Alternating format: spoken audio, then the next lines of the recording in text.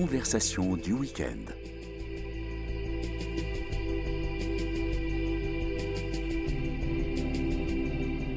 Aujourd'hui, carte blanche.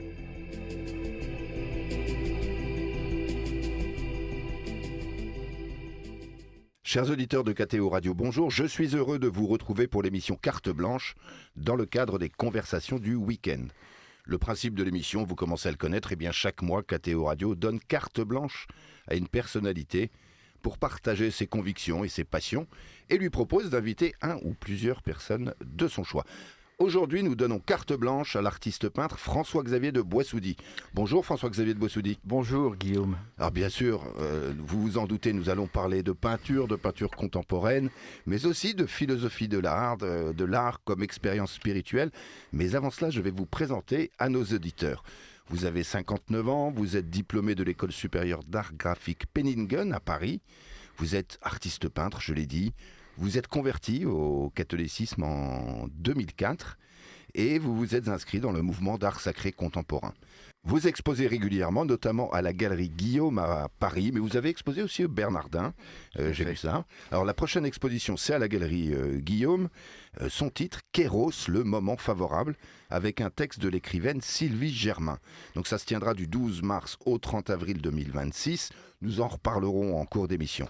Alors François-Xavier de Boissoudy, vous avez la particularité d'allier peinture et littérature. Vous publiez des livres d'art et des catalogues avec des écrivains. En 2024, alors je cite les derniers parce qu'il y a une liste qui est longue comme le bras, comme on dit. Il y a Stat Crooks avec Sylvie Germain, Robert Redeker, Martin Stephens et Olivier Caplin. Et en 2022, Mystère avec Natalia Trouillet. Alors, vous avez choisi un invité, il s'agit de Thomas Sabourin, philosophe, auteur de l'ouvrage « L'art comme expérience spirituelle ». C'est publié aux éditions InFolio, mais en 2025, donc très récemment. Pourquoi avez-vous choisi d'inviter Thomas Sabourin ? Donc, j'ai choisi d'inviter un philosophe, donc Thomas Sabourin, qui est spécialisé, si je puis dire, en art.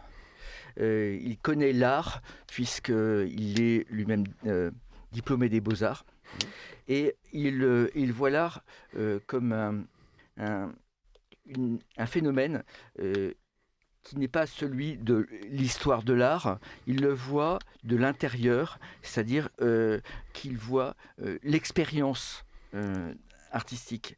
L'art, c'est d'abord une expérience, une expérimentation qu'on fait et qui relie plusieurs choses, parce que c'est une mise en relation, l'art, entre soi-même et le monde.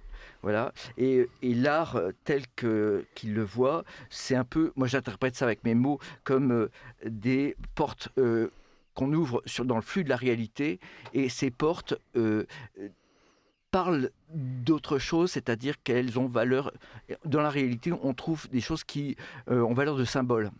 Et ce moment-là, moi qui m'intéresse tout spécialement au moment favorable, en général dans ma peinture, c'est le titre de ma prochaine expo, mais c'est aussi une attitude que j'ai par rapport à la vie, c'est-à-dire être choisi. Disons que le flux de la réalité choisisse des choses qui me frappent, eh bien, j'ai trouvé chez Thomas cette compréhension très intime de ce que c'est que l'expérience artistique. Et voilà, donc...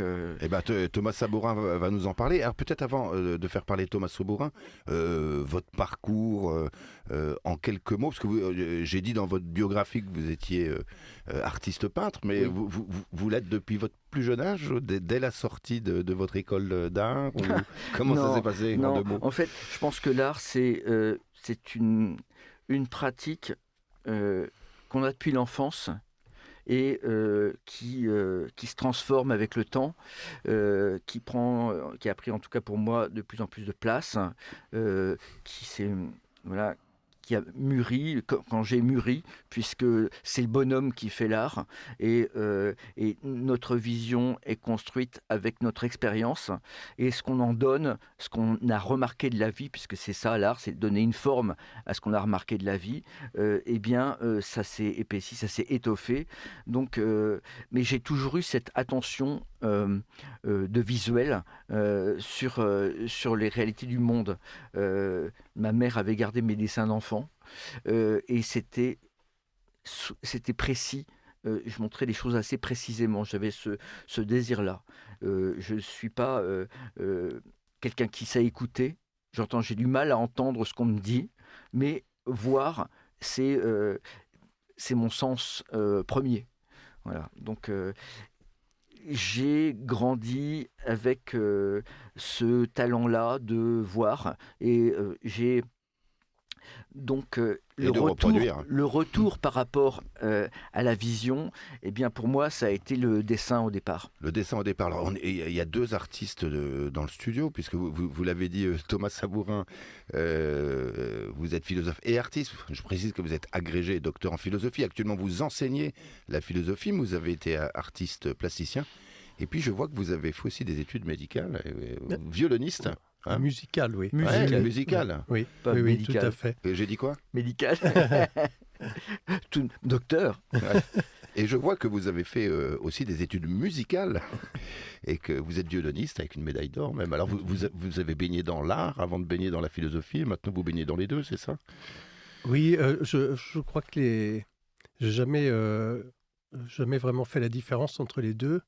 Et c'est en vieillissant que, je dirais, la force institutionnelle du monde dans lequel on vit m'a conduit à faire une distinction entre les deux. Mais je crois que dans mon attitude fondamentale, il n'y a pas de différence. Pour moi, la philosophie que je pratique est de style phénoménologique. Et en fait, ce dont je me rends compte en essayant de faire de la philosophie de l'art, c'est que Merleau-Ponty l'avait remarqué déjà à son époque, les artistes font de la phénoménologie, c'est-à-dire vous pouvez définir ce terme phénoménologie. J'ai essayé de le définir de manière très simple et pas de manière, disons, verbale. Faire de la phénoménologie, ça n'est pas s'intéresser à ce que sont les choses, mais à la manière dont elles nous viennent à l'esprit. On ne se demandera jamais ce qu'est le visible, mais on s'interroge sur la manière dont on le voit. Et c'est précisément ce que font les peintres, de la même manière que les musiciens s'intéressent à la manière dont nous entendons. Comment se fait-il que d'un morceau de bois ou d'un morceau de métal, quelque chose émerge comme la musique ? Et là, on a vraiment une démarche phénoménologique. On se demande qu'est-ce qui se passe dans mon esprit à ce moment-là pour que ces impressions purement sensorielles s'articulent entre elles et deviennent quelque chose de tout autre. C'est une philosophie de l'expérience sensible, en quelque sorte? Alors, pas uniquement sensible, justement, mais effectivement, c'est vrai que la phénoménologie a écrit ses grandes, disons, a posé ses premiers jalons effectivement, essentiellement dans l'analyse de la perception, mais depuis notamment les années 50, l'après-guerre en France, parce que la France est devenue un petit peu le pays de la phénoménologie à cette époque-là, avec des grands noms comme Merleau-Ponty notamment.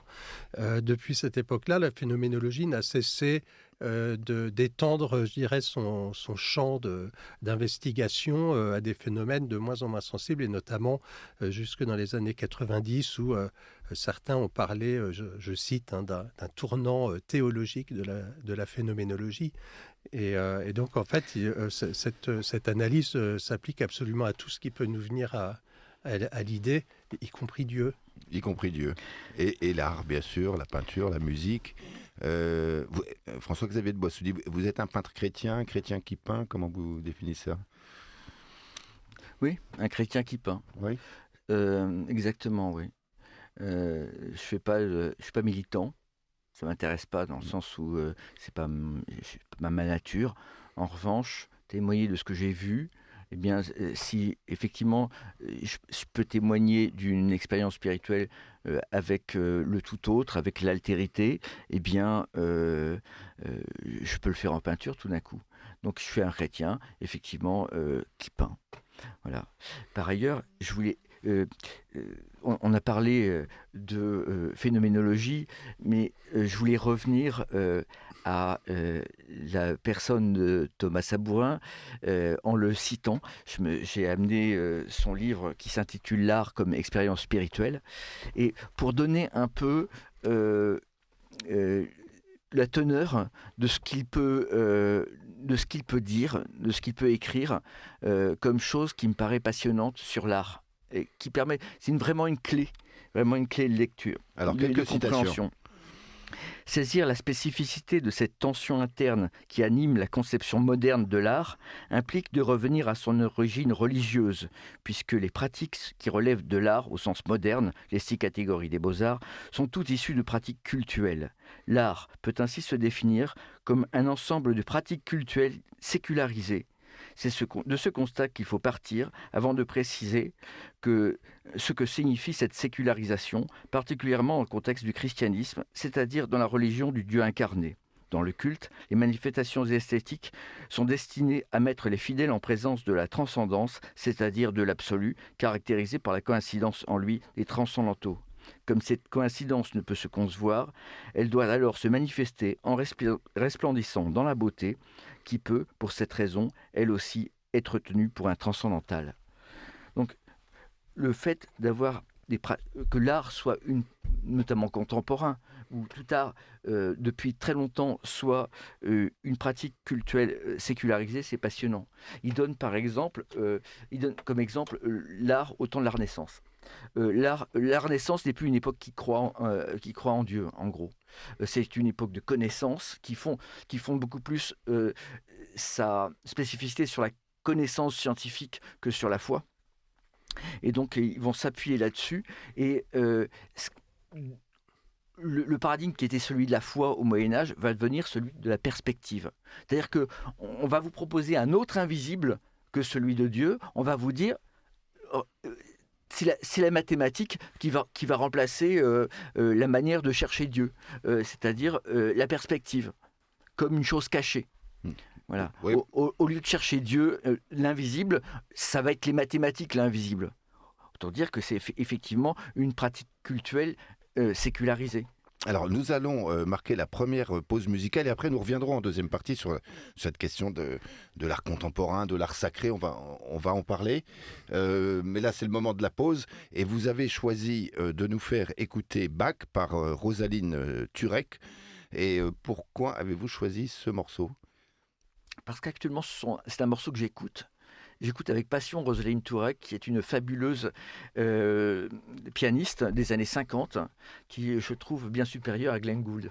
Ah, carrément. Oh, bah sans problème. Eh bien, nous allons la découvrir de suite. Spiritualité.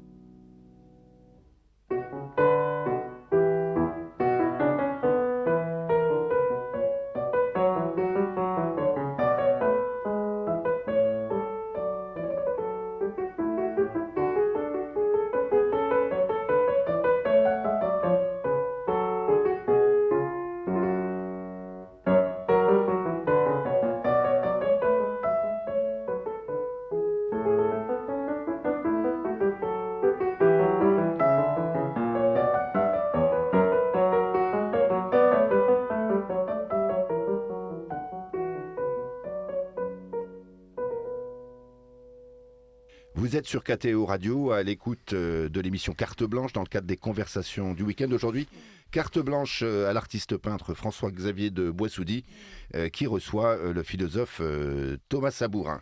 Alors nous étions en train de parler d'art, nous avons parlé de philosophie. François-Xavier de Boissoudy, vous avez parlé de l'art contemporain, l'art de notre époque. Et notamment, c'est mis en avant dans la présentation de votre future exposition à la Galerie Guillaume. C'est une peinture figurative réhabilitée comme une possibilité contemporaine d'art. Alors Thomas Sabourin, je crois que vous connaissez pas mal l'œuvre de François-Xavier de Boissoudy. Comment vous définiriez ou que diriez-vous de ce qu'est une peinture figurative et particulièrement celle de François-Xavier de Boissoudy ? Alors, ce que je connais, c'est les peintures qui vont être exposées bientôt et j'ai eu la chance de voir, j'allais dire en chair et en os. Thomas s'est invité dans mon atelier. Voilà, oui, c'est ça. Ouais. Il a eu cette bonne idée. Ouais. Ouais. Vous m'inviterez aussi alors. Bien sûr. Peut-être. Ouais, j'invite les gens qui veulent, moi. Je les reçois. C'est fait pour ça. Comme François-Xavier parlait à l'instant de la question de la perspective, j'ai quelque chose qui est très important pour moi, c'est de se rendre compte pour nous que le concept d'image est un concept très polysémique. C'est presque un mot qui regroupe des... Polysémique, donc il y a plusieurs sens, c'est ça ? Oui, c'est ça. C'est un mot presque qui regroupe des concepts qui ne sont pas les mêmes. Nous, on a l'impression que, au fond, toute image est quelque chose qui se conçoit sur le concept d'image photographique, qui est l'image telle que nous la pratiquons le plus souvent, toute la journée, en permanence maintenant, avec les écrans. Et en réalité, il se trouve que ce concept d'image est un concept moderne, un concept qui est né, disons, à la fin du Moyen-Âge, entre le XIIIe et le XVIe siècle. Et avant, on faisait quand même aussi des images. Quand on lit le Sophiste de Platon, notamment, Platon dit qu'il y a deux sortes d'images, les icônes et les fantasmes. Et là, il nous met vraiment sur la voie pour comprendre la différence entre ce qu'était une image, par exemple, pour un Byzantin qui regardait ou une icône, ou un Romain qui regardait une icône, et ce qu'est une image pour nous aujourd'hui, depuis la Renaissance, justement, et depuis l'invention de l'image en perspective. Alors, pour le faire très très vite, je résumerai les choses en disant que l'icône étant peinte sur un fond, à l'époque on peint des images sur un fond, et le fond ne nous permet pas d'entrer dans un espace fictif. Le fond est un écran qui se situe dans notre espace perspectif, et ce qui se trouve devant ce fond est projeté vers nous, en notre présence. L'image en perspective, elle, est peinte sur un plan de projection qui ouvre de l'autre côté, derrière la vitre. C'est Léonard de Vinci qui dit, en fait, on peut dessiner sur une vitre, et donc il y a un monde fictif derrière la vitre, ce qui devient très facile à concevoir pour nos générations qui ont connu la télévision. Derrière la vitre, il y a un autre monde, et ce qui se passe dans ce monde n'a rien à voir avec ce qui se passe dans le nôtre. C'est-à-dire que tous les événements de ce monde fictif n'auront jamais le moindre effet dans notre monde à nous. Et ça, c'est la grande différence avec l'image d'avant, l'image des anciens. C'est-à-dire que cette image-là, elle produit des effets dans notre monde. C'est ce qu'on a gardé un petit peu de manière... le Concile de Trente a considéré que c'était des dérives, des excès, etc., dans l'idée d'images miraculeuses. Nous, on voit des images miraculeuses, donc quasiment des images magiques, donc quelque chose de pas du tout canonique, parce qu'on a perdu cette manière de regarder les images comme ce qui projette une présence dans notre monde, et qui est vraiment la caractéristique non seulement de l'icône, mais déjà du portrait antique à l'époque de l'imago latin, des portraits du Fayum. C'est-à-dire que ça met en présence, alors que pour nous, l'image met en absence. C'est pour ça qu'on peut regarder des abominations à la télé toute la journée sans que ça nous gêne plus que ça. On sait que dans le moindre film américain, il y a une 50aine de morts par balle. Enfin, bon, on regarde ça, c'est pas très grave. C'est normal parce que c'est dans un monde fictif où, voilà, les gens, c'est comme dans les jeux vidéo, on meurt, oui, et puis après il y a une deuxième vie. C'est pas forcément une désensibilisation. Non, Ça j'appellerais peut- pas ça une désensibilisation, parce que ça se passe dans un monde parallèle irréel qui est le fictif. Désensibilisation, c'est quand on fait les piqûres tous les jours pour les allergies. Ça, c'est dans la réalité. Donc, c'est pas du tout ça la question. Et alors, moi, l'impression que m'a fait la peinture de François Xavier, c'est précisément qu'elle ne se situe pas dans le domaine de cette image moderne, de cette image fictive. C'est-à-dire que c'est une image qui ne nous emmène pas dans un monde fictif. J'ai sous les yeux, par exemple, une reproduction d'une peinture qui s'appelle Le Bain, que je trouve très belle, qui m'a beaucoup marqué.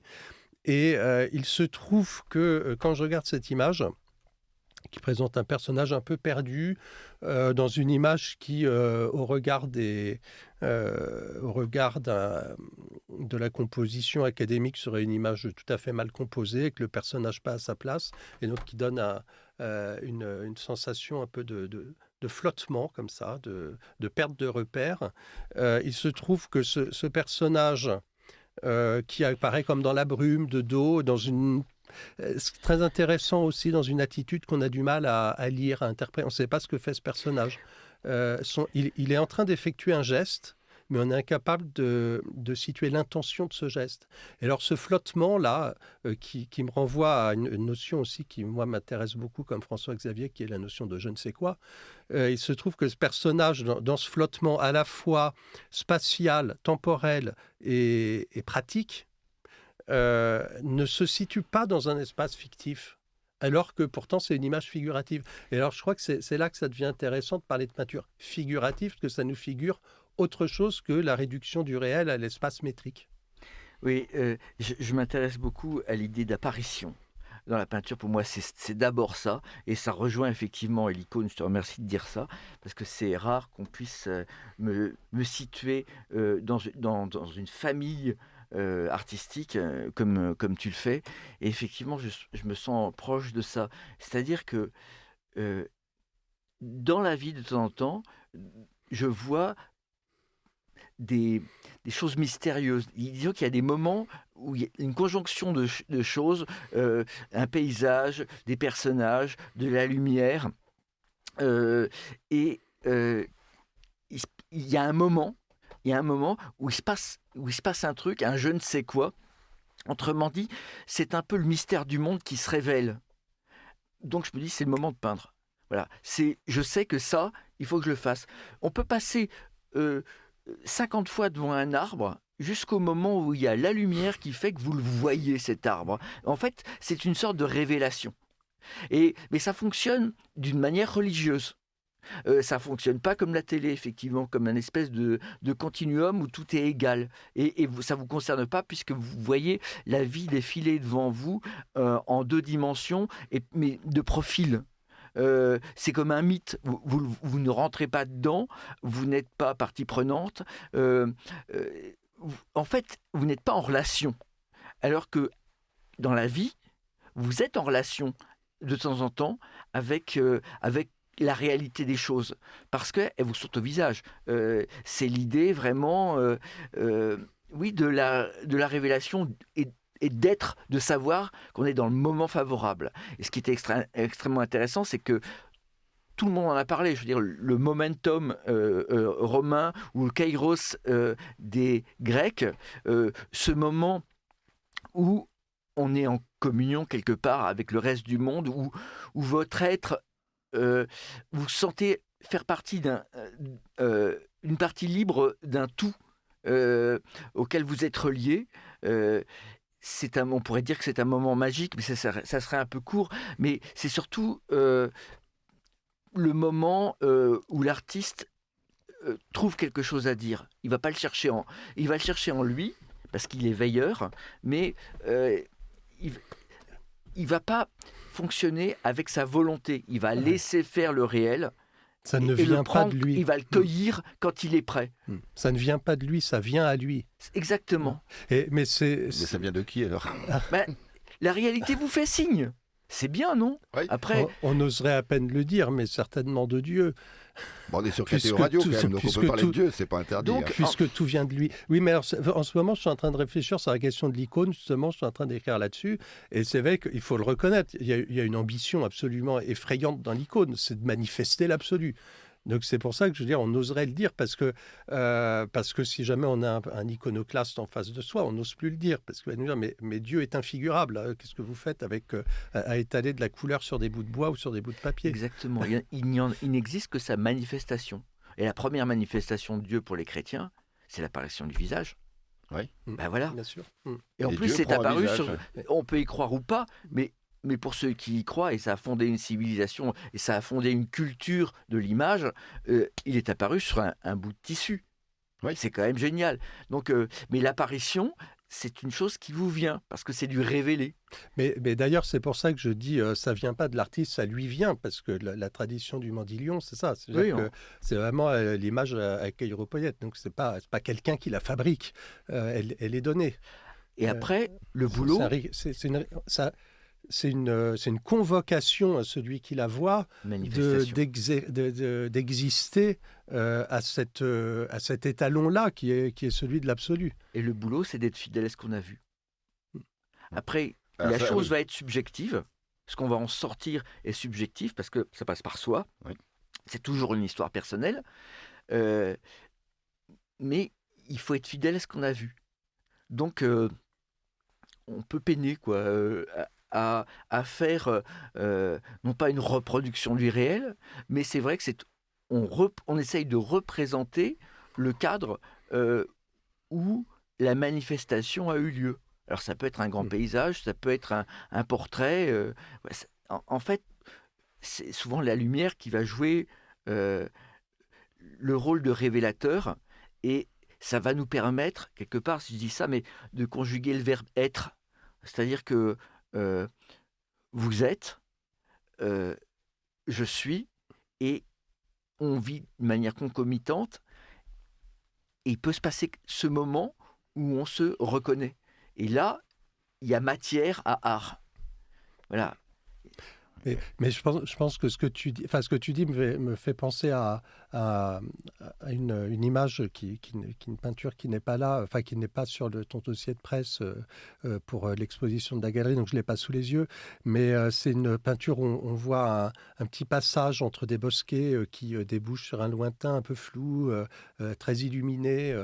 Et là, je trouve qu'il y avait quelque chose enfin moi qui m'a beaucoup touché, justement parce que ça répondait aux analyses phénoménologiques que j'essaie de pratiquer et qui nous renvoie justement à cette question de l'image moderne et de l'icône. Dans le livre, il y a un passage dans lequel je compare deux images, je compare le Salvator Mundi attribué à Léonard de Vinci et la très très célèbre icône du Christ Pantocrator de Sainte Catherine du Sinaï. Ce qui est vraiment très intéressant, mais si on veut aller plus loin, qu'on prend le portrait moderne, par exemple, je parle aussi du condottiere de Antonello de Messine. Les gens sont très impressionnés par ce genre de portrait très très réaliste de la Renaissance, c'est-à-dire très photographique, et donc en réalité plus naturaliste que réaliste, parce que on s'approche, on voit les détails, les veines dans le blanc de l'œil, etc. Bon. Mais ce personnage qu'on voit représenter est dans son espace à lui, dans son espace fictif. Quand bien même il nous regarde en face, on peut se permettre de soutenir son regard et de l'observer comme une chose. C'est-à-dire qu'on peut vraiment... on est là en face de lui, il nous regarde et pourtant on sait qu'il ne nous voit pas. Alors, il y a la question de cette représentation. Alors, vous parliez de photographique, donc là, la photographie, elle représente presque précisément les choses. Alors, dans la peinture, le figuratif, on l'oppose à l'abstrait. On dit l'art contemporain, c'est l'abstrait. Vous, dans votre présentation de l'exposition, c'est ce qu'on dit, quoi, de manière très courte sans doute. Dans votre présentation de l'exposition, vous dites que vous parlez de réhabilitation de la peinture figurative. Alors, parce qu'elle avait été discréditée, il y a eu un combat, enfin l'abstrait. En France, comment ça s'est passé ? En France, c'est l'État qui gère la création. L'État qui gère la création. L'État. Gérer est un mot faible. Il contrôle. contrôle. Effectivement, il y a un vrai contrôle d'État en France parce que c'est une république qui a le progrès comme drapeau, comme étendard, et que effectivement tout ce qui paraît réactionnaire doit être mis de côté. Dont le figuratif. Oui, le figuratif a très longtemps. Et le problème de ces gens qui vivent sur leur île, de l'État français, c'est qu'à côté, il y a des Anglais, des merveilleux peintres anglais figuratifs comme David Hockney, voilà. Il y a des Allemands figuratifs qui sont des immenses peintres. Je pense à Anselm Kiefer, par exemple, et en plus qui ont une outrecuidance de venir en France. Donc, en fait, pendant des années, ça a été interdit, la peinture. Là, ça fait quelques petites années. La peinture figurative. Oui, bien sûr. Parce que c'est très dangereux, la peinture figurative, dans le sens où il peut y avoir une relation à l'icône. Je pense que c'est ça le maître mot. C'est-à-dire qu'il peut y avoir un sens religieux. C'est des nouveaux iconoclastes. Bien sûr. Oui. Mais ce que tu expliques, au-delà de l'État français, je pense, parce que c'est notamment une idéologie aussi qui vient beaucoup d'auteurs américains comme Danto, par exemple. Oui.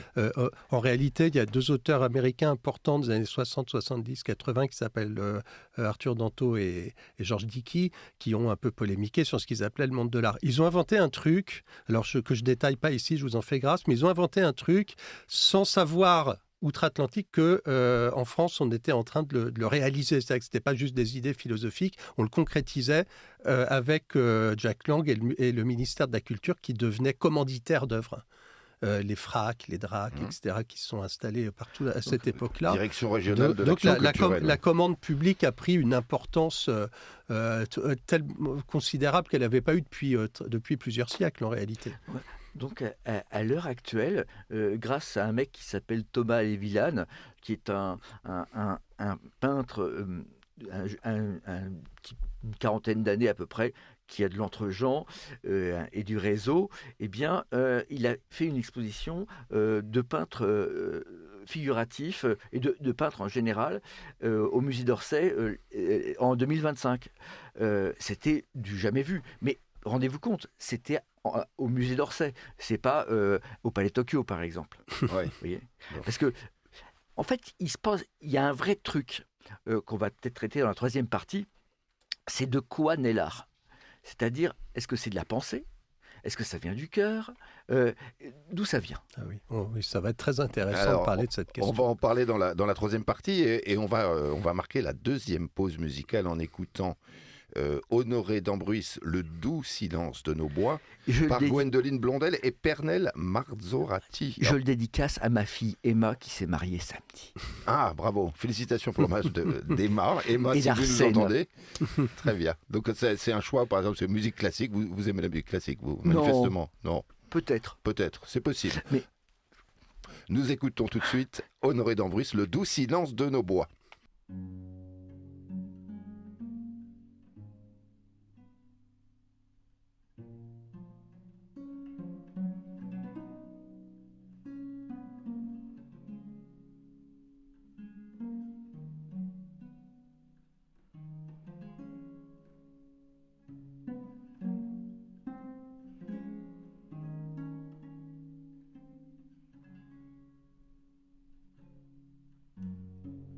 Le doux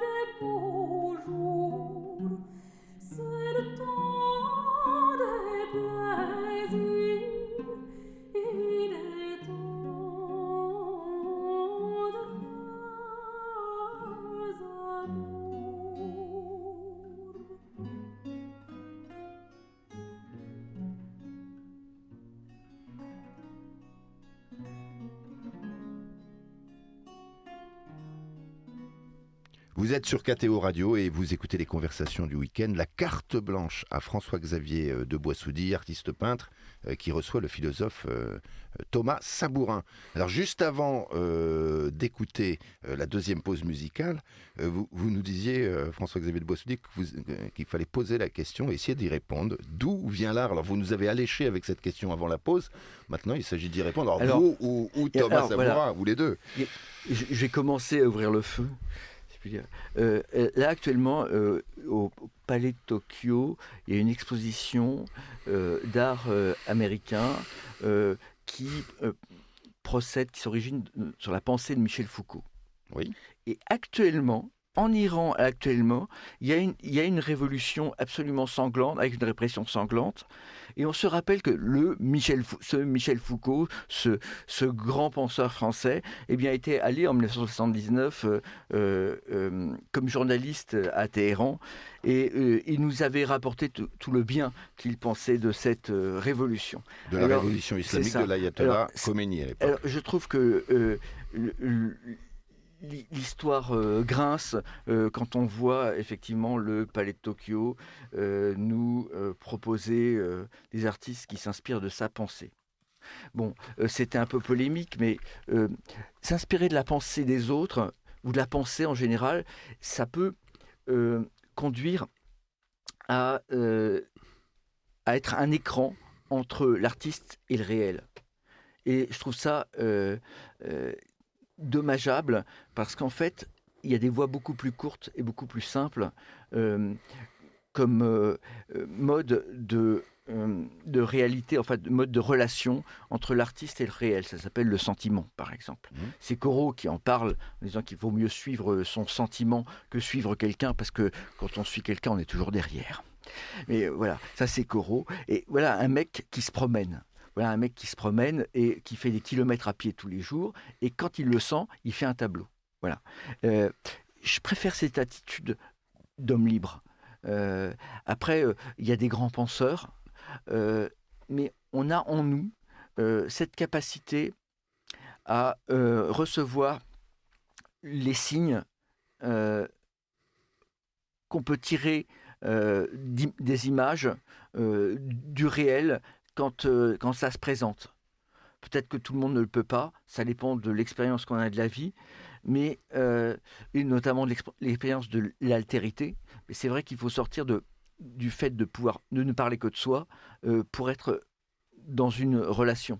Et c'est ça qui est intéressant, même si au départ, beaucoup d'artistes, et moi en premier, ont commencé à parler d'eux et de leur souffrance, ce qui n'est pas très intéressant. Donc passer à la relation, c'est beaucoup plus intéressant. Oui, ce que tu dis sur Corot, au fond, ça renvoie effectivement à un choix qu'on a à faire, mais quelle que soit notre activité, je pense artistiquement, mais dans la pensée aussi. Dans la pensée, quand on ne pense qu'à partir de ce qui a d'abord été pensé, à partir des livres, à partir de ce qui a été écrit, ça s'appelle de l'idéologie. Marx a très bien expliqué ça dans l'idéologie allemande. Il explique que l'idéologie, c'est des idées qui sont faites à partir d'autres idées. Et il y a une autre manière de penser qui est beaucoup plus radicale et beaucoup plus féconde, je pense, c'est de penser à partir de ce qui ne peut pas se dire, de ce que nous sentons, ce que tu appelles le sentiment, de manière très juste, et de ce qui reste impensable. De sentiment reste impensable. Moi, il y a une expérience que je fais souvent dans l'enseignement, c'est que je dis, par exemple, est-ce que le bleu peut être un concept? Ouvrez un dictionnaire et puis lisez la définition de bleu, de rouge, de jaune. On ne peut pas définir les couleurs, il faut les sentir. Et penser ou créer à partir de ça, c'est une toute autre aventure, une toute autre affaire que de penser à partir de ce qui a déjà été pensé ou de peindre à partir de ce qui a été peint. Et là, sur cette question-là, je pense qu'en art, on a très très clairement, de manière très identifiable, ce qui est tenu pour l'origine, pour d'où vient l'art, hein, l'origine de l'œuvre d'art, pour reprendre le titre de l'essai de Heidegger, l'origine de l'œuvre d'art dans, je dirais, l'idéologie dominante aujourd'hui, parce que c'est bien d'une idéologie qu'il s'agit, ce sont les autres œuvres. C'est-à-dire qu'on fait des œuvres à partir de l'histoire de l'art. Et pour que ces œuvres puissent recevoir un cachet d'originalité, eh bien, il faut qu'elles diffèrent de celles qui ont été faites avant. Si bien que la représentation moyenne, dans le sens commun qu'on se fait de l'histoire de l'art, c'est l'idée selon laquelle, à l'origine, il y aurait eu des règles de l'art, dont on se demande par ailleurs d'où elles seraient sorties, et que l'histoire de l'art consisterait uniquement à révoquer ces règles les unes après les autres jusqu'à ce qu'il n'en reste plus aucune et donc jusqu'à ce qu'on ne puisse plus rien faire. Casser les codes, casser les canons. Absolument. Voilà, exactement. C'est presque un impératif catégorique, sinon c'est plus de l'art. Alors, c'est exactement. Que pas de l'art si ça ne casse pas les codes. Oui, c'est exactement ça. D'ailleurs, je crois que je parle de forme d'impératif catégorique dans la réflexion que je mène actuellement, à laquelle François-Xavier me fait le grand plaisir de s'associer, qui s'appelle Tradition et transgression. Et effectivement, je crois que la discussion qu'on a parle de la tradition, c'est-à-dire de comment se fonder sur ce qui nous est donné, sur ce qui nous est donné de vivre, et qui dépend effectivement de ce que les autres ont fait avant nous, pour que ça nous fasse voir positivement le réel. Et là, c'est exactement ce que tu es en train de décrire. Gustave Mahler parle du flambeau de la tradition. J'aime bien ça, effectivement, mais c'est toujours une aventure personnelle. C'est pas effectivement, ça ne s'inscrit pas dans une dialectique, et en fait, ça permet de vivre libre et de créer librement. Donc c'est pas le carcan qu'on a décrit. Non, on reçoit quelque chose, mais c'est pas un carcan. Voilà, mais on reçoit quelque chose de personnel. Nous sommes le seul à sentir. Par définition. C'est l'idée quand même de la vie divine appliquée à chacun, quoi. Dans le sens où c'est par amour, donc on vous laisse libre, on vous dit toi Guillaume, tu es comme tu es et je t'aime tel que tu es. Donc la manière dont tu penses, dont tu vas voir le monde, dont tu vas le représenter, eh bien ça a de la valeur. Ta vision a de la valeur. Donc c'est quand même assez passionnant de partir sur ces chemins de traverse. Voilà, c'est casse-gueule parce que on rate le côté des ors de la République, si je puis dire. Mais... En faisant les choix artistiques que vous faites, vous je pense que fermez certaines portes. Oui, pas forcément. Je veux pas généraliser parce que tout est statistique, bien sûr. Il y a des exceptions. Il y a quelques grands artistes. Je pense à ce vidéaste américain Bill Viola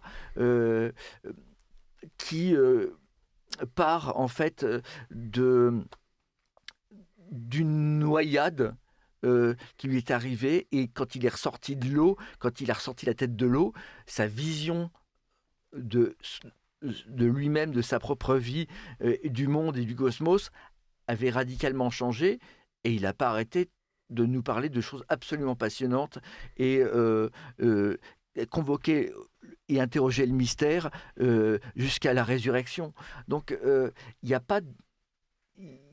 C'est aux États-Unis, donc il y a une vraie liberté et l'État n'intervient pas, mais il y a cette possibilité à beaucoup de formes d'art qui n'ont rien à voir les unes avec les autres. Je pense à Joseph Beuys, l'Allemand, qui se prend pour un chaman ou un sorcier et qui fait un art bien spécifique, assez fou, et qui reste une expérience libre et passionnante. Voilà. Donc il y a vraiment des tas de choses, mais ça part de l'expérience de la personne. Et de ce qu'elle a su voir et de ce qu'elle a su redonner. C'est donner une forme, l'art, donner une forme à l'expérience. Donc, Oui, mais alors, sur ce point-là, justement, je pense qu'il faut être assez prudent parce que, justement, il me semble que ce qui est très, très toxique à notre époque, c'est la croyance dans l'existence absolue de l'individu. Les individus ne surgissent pas comme ça, de nulle part. Je veux dire, on est absolument formé par un contexte de vie, par des choses extrêmement concrètes. D'abord, des attitudes, des gestes, des odeurs, des couleurs, des manières de marcher, etc. Il y a une dépendance, oui. On est le fruit d'une lignée culturelle. Et c'est un peu aujourd'hui une sorte de fantasme de la liberté inconditionnée, c'est-à-dire que je pourrais faire absolument ce que je veux, et c'est terrible parce que je suis conditionné par mon enfance, etc. Alors que c'est un don d'être conditionné dans son enfance, c'est-à-dire qu'on nous donne des outils, notamment par rapport à l'art. Il n'y a pas longtemps, j'ai lu un article qui prétendait que justement la tradition de l'icône serait une tradition abominablement répétitive dans laquelle il n'y a aucune originalité, etc., parce que c'est cadré par des codes, par des normes extrêmement strictes. Mais mettez quelqu'un devant un clavier de piano qui ne connaît pas du tout la musique et dites-lui, vas-y, invente, sois libre, comme tu es libre puisque tu ne connais pas la musique tonale, la musique dodécaphonique, etc. Tu ne connais rien, donc tu as aucune limite à ce que tu pourrais faire. Et quand on met les gens devant un clavier comme ça et qui ne connaissent rien à la musique, ils sont incapables de rien inventer. Pour avoir une expression musicale vraiment originale, libre, il faut au contraire maîtriser au plus haut degré les codes qui ont été livrés par la tradition. C'est le cas dans les grandes familles de musiciens, les Mozart, les Bach, les Beethoven, etc. C'est des gens qui, à l'âge de 5 ans, avaient déjà intégré les codes, alors ils étaient libres à l'intérieur des codes. Et c'est ça la tradition. Oui, c'est ce qu'a expliqué le pianiste Jérôme Ducrot au Collège de France dans une leçon qu'il a donnée, notamment sur la musique atonale, par opposition à la musique tonale. Donc la musique atonale, c'est la musique sans tonalité. C'est ce qu'on entend quand on met ses coudes sur le clavier, etc. Oui, attention, la musique atonale, ça peut désigner plein de formes de musique. Là, je vais droit au but. Mais il a expliqué qu'en fait, la musique est un langage. C'est un langage, il y a un vocabulaire, donc il y a effectivement des règles, et on ne peut se référer qu'à ce langage. Et si on veut s'affranchir de ce langage, finalement, on perd toute liberté parce qu'on veut toujours aller plus loin. Bien sûr. Et finalement, on n'arrive jamais à aller plus loin que le dernier plus loin auquel on est allé. Et surtout, ce qu'on dit reste avec la langue, c'est encore plus évident. Ce qu'on dit devient incompréhensible aux autres, et à soi-même d'ailleurs. Et c'est un langage, la peinture aussi, une forme de langage alors. Oui. Disons qu'il y a une chose qui me vient là, c'est une espèce d'éthique de l'art. C'est l'idée de l'éthique en art. C'est-à-dire savoir comme n'importe quel individu, effectivement, qu'on est issu d'un couple, qu'on a une histoire avant soi, et j'espère qu'on en aura une après. Voilà, qu'on fait partie, non, qu'on n'a pas des chaînes, mais qu'on a des choses à se passer parce que l'histoire humaine fait que l'expérience des autres est extrêmement importante. On ne va pas créer tout tous les matins. C'est l'idée. En revanche, on peut apporter des inflexions en respectant effectivement ce qui a été fait avant. C'est pour ça que je parle d'éthique. En n'étant pas fixé sur la tradition du métier, des choses comme ça, mais plutôt la tradition de rentrer en relation avec un Dieu qui nous libère, si j'ose dire. Et c'est-à-dire un Dieu personnel. Voilà. C'est-à-dire, oui, être être dans une relation d'amour, ça permet vraiment d'être libre. Mais aimer, ça ne veut pas dire exclure, ça veut dire prendre avec soi. Donc c'est ça aussi, peindre, travailler l'art d'une manière libre. C'est bien ce qui a été fait avant, mais c'est à nous, avec notre vision, à faire quelque chose de ce qu'on voit aujourd'hui. Mais ce qu'on voit aujourd'hui n'est pas ce qui était hier, mais le fait que ça soit aujourd'hui fait qu'on va le faire différemment. Mais je mets ça en lien avec ce que tu dis sur l'eau, parce que tu utilises l'eau dans ta peinture. Et ce que tu expliques sur l'eau, c'est que ce qui est passionnant, c'est qu'on ne la maîtrise pas complètement. C'est-à-dire qu'on initie un processus et puis on ne sait pas exactement comment ça va tourner. Et c'est là que surgit ce qu'on peut décider de garder ou pas. Voilà. Je laisse l'eau peindre, effectivement. Alors, Ou je joue avec. dans les 3-4 minutes qui nous restent, quand même, disons un mot sur l'exposition. Kairos, donc le moment favorable, le momentum.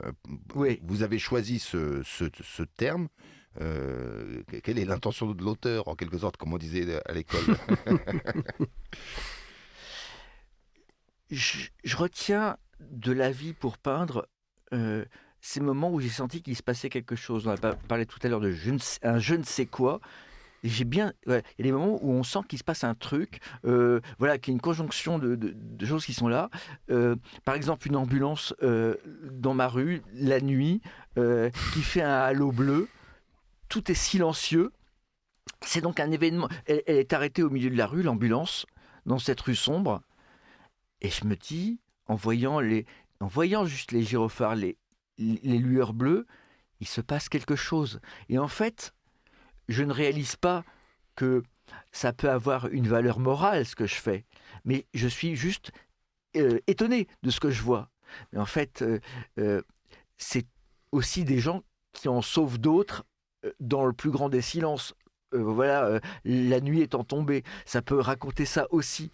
Donc, il faut se fier à son intuition, et parce qu'on perçoit enfin des choses, la vie des autres, et on perçoit aussi qu'on participe de cette même vie, et on essaye quelque part aussi de rendre grâce de ce qu'on a vu par la peinture. Alors, quelques mots, Thomas Sabourin, sur ce Kairos, c'est un mot grec. Oui. Alors, il nous reste une petite minute, mais puisque vous avez été initié au secret de l'atelier de François-Xavier de Boissoudy, c'est ce qu'on révèle aujourd'hui très officiellement sur KTO Radio, vous savez un peu ce qu'on va voir à la Galerie Guillaume. Oui. Alors, le très Kairos, précisément même. sur ce Kairos. Moi, ce que je trouve intéressant et ce qui m'a marqué dans ce que j'ai vu, c'est que j'interprétais peut-être les choses un tout petit peu différemment, mais ça, à partir de mon point de vue philosophique. Je crois que ce que tu sens dans ce que tu appelles Kairos, c'est que précisément, il y a la réalité telle que nous la vivons dans le sentiment de manière immédiate, et puis il y a les codes qui nous ont été légués par une tradition et qui nous permettent d'en faire quelque chose, parce qu'autrement, quand on est, Bergson aurait dit ça, quand on est en présence même de la réalité, on est submergé, on ne peut rien faire.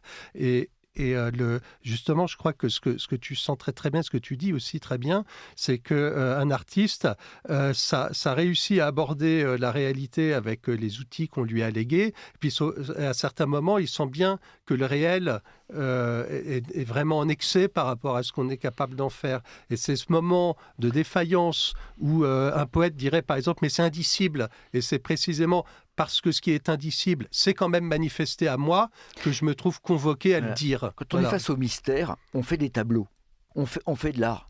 Voilà, c'est tout. Quand on est dépassé, on fait de l'art. On fait de l'art. Alors, François-Xavier de Boissoudy, cette carte blanche touche à sa fin. Vous ne regrettez pas d'être venu? Non, ça va. Merci Guillaume. Et vous ne regrettez pas d'avoir invité Thomas Sabourin non plus? Surtout pas, au contraire. Pour moi, c'est vraiment une découverte. Eh ben, en tout cas, merci à tous les deux d'avoir accepté de participer à cette émission. Merci infiniment. Merci, chers auditeurs, pour votre fidélité à l'écoute des conversations du week-end. Oui, un dernier mot? L'exposition commence le 12 mars et finit le 30 avril à la Galerie Guillaume, rue de Penthièvre à Paris. Paris, quel arrondissement? 8e. Paris 8e. Et il y a un vernissage le 12 mars. Exactement. Très bien, qui est ouvert au public. Oui, absolument. Très bien. Et ben, et donc, le moment favorable. C'est le moment favorable d'aller voir l'exposition de François-Xavier de Boissoudy. Cette émission touche à sa fin. J'ai remercié tout le monde, y compris les auditeurs. Je remercie Pierre qui a assuré la réalisation technique de cette émission, ainsi que Tom qui l'a assisté dans cette tâche ô combien importante. À bientôt, chers auditeurs.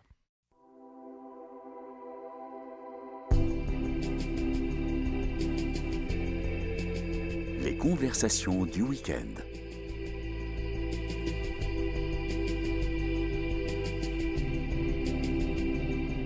Aujourd'hui, carte blanche.